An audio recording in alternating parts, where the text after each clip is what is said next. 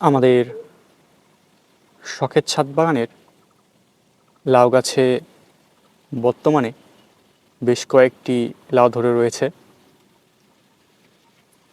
কিছুদিন ধরে আমাদের ছাদ বাগানের মাচার এই লাউ গাছগুলোতে অনেকগুলো করে লাউয়ের জালি আসছে এবং এই জালিগুলো থেকে অনেকগুলো লাউ এখন বড় হয়েছে। এখানে একটি লাউ ঝুলে রয়েছে মাচার নিচে, দেখতে পাচ্ছেন। এই লাউটি খাওয়ার উপযোগী হতে আরও 3-4 দিন লাগবে। এইখানে আরেকটি লাউয়ের জালি রয়েছে, একেবারে ছোট্ট জালি। এটিও আরও 4-5 দিন লাগবে, তারপরে মোটামুটি খাওয়ার উপযোগী হবে।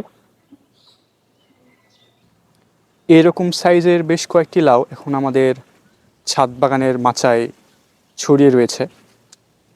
আমাদের ছাদ বাগানে এরকম বড় বড় 2টি কাঠের টব রয়েছে। এই টবগুলোতে আমরা এই লাউ গাছগুলো রোপণ করেছি। টব বড় হওয়ার কারণে গাছে পর্যাপ্ত খাদ্য ও পানি সরবরাহ করা যায়।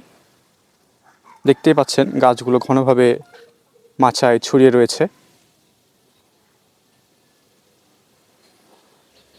গাছে প্রতিনিয়তই লাউয়ের জালি আসছে। এই গাছে এখনও অনেক লাউ ধরবে, আর অল্প কিছুদিনের মধ্যেই আমরা গাছ থেকে বেশ কয়েকটি লাউ তুলে খেতে পারবো ইনশাআল্লাহ। গাছের শাখাগুলোতে এরকম ছোট ছোট লাউয়ের জালি রয়েছে বেশ কয়েকটি। গাছের শাখাগুলো এখন বৃদ্ধি পাচ্ছে এবং সাথে লাউয়ের নতুন নতুন জালি আসছে।